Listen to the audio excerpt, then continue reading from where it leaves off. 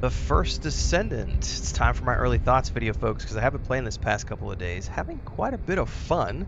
I think overall my initial gut reaction is that it is definitely like a lot of other games that you've played in the looter shooter category.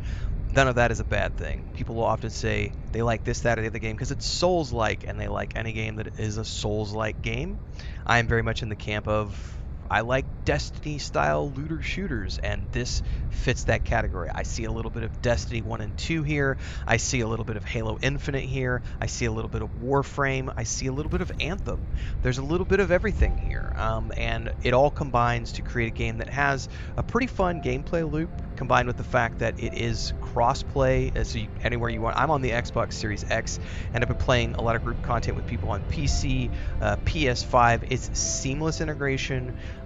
There's like hardly any loading screens. It's from an engineering standpoint, it shows off everything about Unreal 5 in terms of the way the game looks and feels and plays. It does have a little bit of jank because this is like I think it's a port, if I'm not mistaken. It's definitely not developed by a North American company. I think it's developed by a Korean company. And so you've got your traditional, like, the voiceovers, as good as they are, a bunch of recognizable voice actors here. The lips don't sync up, so those kind of things you're going to see. And it's definitely got a slightly anime style of art, which, for better or for worse, it doesn't impact my gameplay. But I know some people like different things, so I just wanted to point that out. But the game is visually breathtaking. Like I said, this is everything about Unreal 5. This is an echo, by the way. These are really cool things that you can find in the game world that give you like journal entries, and these are really high quality voiceovers and a lot of great lore for those of you who really want to dive into what the world is all about. And right now, I can kind of just say that the similarities I see between lots of other games are here. The one I would say that I think is the most similar is going to be Destiny 2. You start off like you've got this hub where you get like all of your main missions, and you come back to do things like banking and crafting and everything else, and all your upgrades. And then from here, you go out into the game world, and you have all these zones that you go to, and each zone has a series of quests, and there's open events and things that you can do, and you can go toggle these dungeons, and you can do them on like normal mode versus hard mode. And then there's other dungeons that you can do where you can do it by yourself, or you can do it with other players. And like I said, the crossplay has been absolutely seamless so far. There is a lot going on here. And this is where I would say that the game does a really good job of being super complex while also providing players with a really fun visual experience. I know some people will have been trying to use the whole Destiny 2 comparison as a neg, like saying, "Oh, it's like a Destiny 2 knockoff," and I'm just like, dude, it's like the Souls-like thing. If a game plays like a Souls experience and I like the Souls game, then I'm gonna like that. And this is a Destiny 2 style game, and I like Destiny 2, so I've been really having a lot of fun with this game. When you start off, you get 3 characters to choose from. I went with this guy, Lepic. So essentially the way this game works, and I need to go find the NPC. I think this is them down here. Yeah, we'll go down here. There is an NPC you can talk to who allows you to unlock additional characters.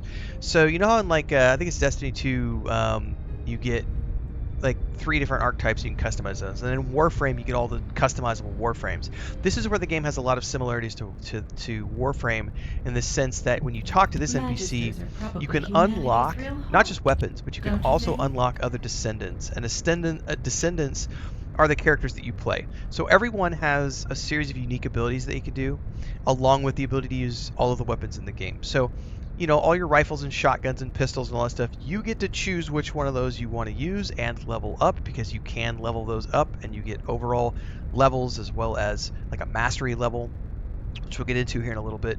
But the true customization comes in the form of the Descendants and you choosing which one you start the game with. There is Lepic at the beginning, as well as I think Ajax, who's like a tank, and then Viessa, who's like a mage. DPS. Lepic was the one I felt played the most like other games I've played. It was a really easy character because he uses grenades, and he has a melee attack, which I hardly ever use, but grenades are the big thing. So I was like, well, I want to do grenades and guns. So that was an easy choice for me. All the gameplay you've seen me streaming has been me playing Lepic. And then last night I earned Bunny, who is one of the characters that you can, it's like the first character you earn, and they teach you how to earn the Descendants, and then from there you can go in here and pick which one you want to work on next. They also recommend ones to you, and from there you can do what you want. Now, the game is free to play. So it's kind of in my mind, when I first heard about this game, I was in transit back home when it launched on July 2nd. And then I think it was the night of the 4th of July or the 2nd of July. I don't know. One of those nights I was on TikTok. I saw somebody doing some clips of this, and then like the next day when I was doing my Dragon Age Inquisition stream, someone mentioned this game, and I was like, well, let me go check it out. I saw it was free to play, and I was like, well, heck, I'm playing the Xbox right now. I just set it to download in the background, hopped in, and I've played it every day since then. I think I've played it 3 or 4 days in a row now. Like I said, it's been a generally fun gameplay experience for me.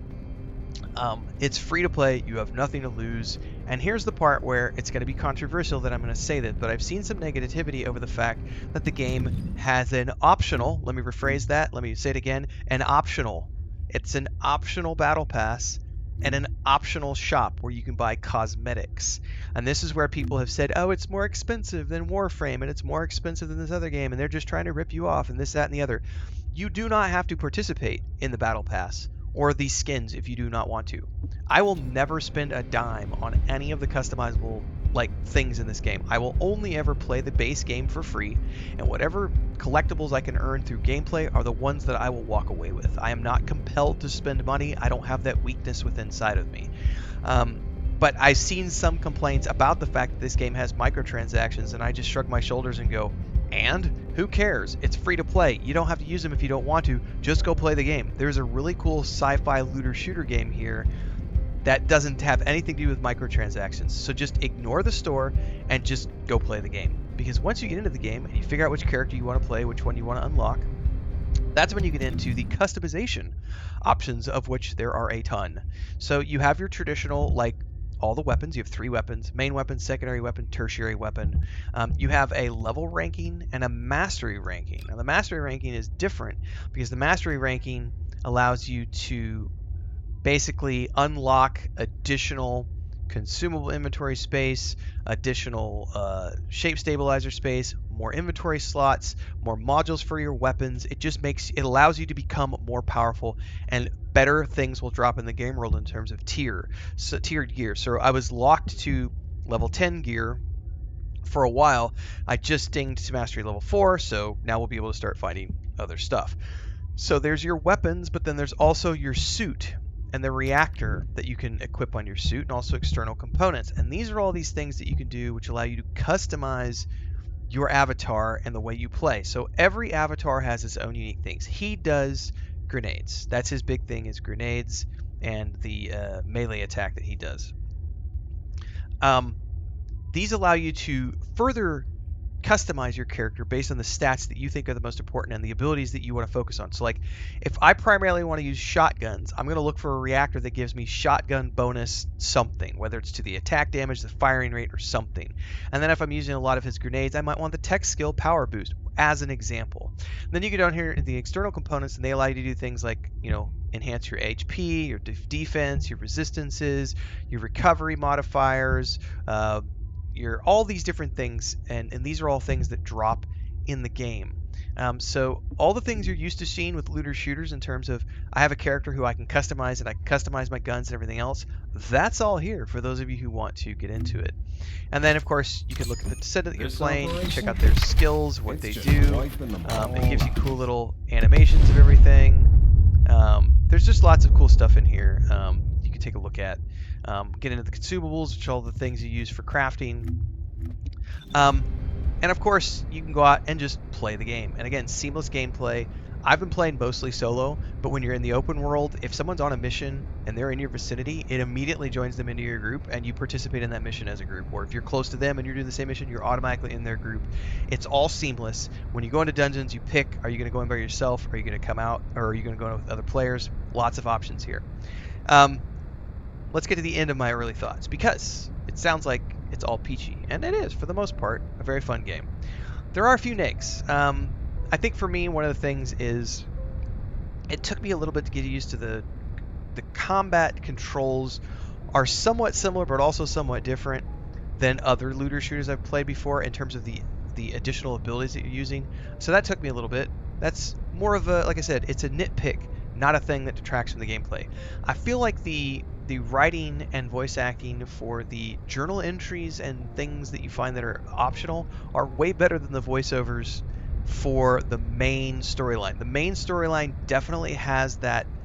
I don't know how to say this without being, I don't want it to sound condescending or anything, but I prefer Western fantasy. I'm not a huge fan of the waifu and ooh woo and the way that the Final Fantasy style, Korean style games traditionally do things. This game does have an art style that is slightly influenced by that, but you definitely see it come out when you're playing the main storyline, especially with the way that they have like Bunny. The way Bunny talks and acts, and like you're going to see when you get into the skins and everything else that you can buy for the characters, which I kind of didn't talk about. You can fully customize all the characters, the way they look, all their armor, all their weapons can be skinned, individual parts of their armor can be skinned, and the female avatars. Quick commercial break, everyone, to celebrate and give thanks to all of these amazing people who keep me on the air full time. Really appreciate the support. All you got to do is join as a member. You get access to private videos. You can also do super thanks on any upload or super chats and stickers on any live stream or premiere you see. And beyond that, don't forget we're multi-streaming over on Twitch now, so you can support over there as well. Thanks so much to everybody. Let's get back to the video at hand. If you've watched anything on TikTok, Instagram, whatever, YouTube Shorts, there are so many female outfits that are very revealing and very sexy. And I think that's one of the reasons that a lot of people like this game is because they've got that stellar blade feel to things. For me, it's a nitpick. It's not a negative. It's just one of those things where I don't go in for that. Which is why I'm playing a male avatar. So, but I know some people do, so they have that for you. If you want to dress up with a little schoolgirl with the little bunny ears, you can totally do that. There's all that stuff and all the physics and everything else are here. But the gameplay loop is fun. The writing is a bit mid with the main storyline, even though the voice acting is good. I've noticed on the Xbox some sound issues where after I play for 30 minutes or so, you start hearing like a crackling or a pulsing. And the only way I've found to fix that is you go into the sound settings and reset it to like a different output. So if it's like studio output, set it to headphones and then set it back again, and it clears it right up. And it's only ever after I've played for 30 minutes or so. So there's a weird buildup of sound effects happening and something starts pulsing and it sounds really weird. Other than that, I haven't really found anything to nitpick too much. Like I said, if I had to give it a rating right now, I'll do a final review later on, but my initial gut reaction is like 7.5 or an 8 out of 10. Like, I like it. It's a fun gameplay loop. The performance is amazing. The game is visually breathtaking. I haven't even taken you to like one of the, let's go over here and just like go out to one of these areas here. I thought I was going to finish up this video. And we'll just take you out here. Like, I got a custom emote where I like go up in flames and stomp down. This is one of the next zones I went to, and like once you get out here, like it's a big world. It's a big game world. The dungeon design is really good, and like I said, this kind of shows off everything that Unreal 5 is all about. You know, your standard controls are here, but you've also got the benefit of like this grapple hook, which led me to the Halo Infinite remarks. The one thing I don't like is it doesn't automatically grab the ledges and like transport you up. That part's kind of, it took me a little bit to get used to because you have to remember to jump on top of it. But like you can run around the game world here. You can see it's a very visually stunning game world. Oh, let's do some combat real quick. There's some guys down here. If you're like me, you use a lot of aim assists. Like I said, the game looks and feels great. The performance is great. The combat's a lot of fun. It's just a bunch of looting. You find lots of cool things to equip. There's lots of stuff to explore. The zones are pretty big. There's public events. There's all your quest lines. Everything you want to see and do, depending on what you want to see and do, is here. And if we find events where other players are already doing them, you'll immediately join up with them and let's see if I can get over here and get a better view of something. So, like I said, the my overall reaction so far is like a 7 or 5 out of here, let's do this. Oh, it missed. Oh, there we go. It sucked him in. Here, let's switch to a different gun. My scout rifle. Hold, and we'll switch over to the shotgun. I'm out of shotty. And then you get special abilities where we can go, oh, I want to do this, chuck the grenade down there. I want to do this. This is my special one. Here. Creates like a warp field. You know, this is obviously some sort of a ring event going on down here if I wanted to participate in that. So there's lots and lots of stuff to see and do, and it just kind of depends on how deep you want to go into the game. So I don't mind the fact that it's a Destiny knockoff. It's fun. That's all I care about. I would love to hear your guys' thoughts on this game if you're playing it. If you aren't playing it, I would say you have nothing to lose. It's free to play. It's on any console, so I'm gonna get killed if I don't pay attention here. So it kind of doesn't matter if you're, you know, an Xbox person or a PlayStation person, or you want to play on the PC. All of these options are viable, and you can just go in and play with your friends, group up with anybody. You can have your voice chat on or off, whether depending on when you talk to people. You have nothing to lose. I think you'd give it a shot if you like looter shooters. Let me know in the comments below. Like, subscribe, hit the bell icon so you never miss an update. Daily streams here and on Twitch, and I will see everybody in the next one. Stay safe and happy gaming.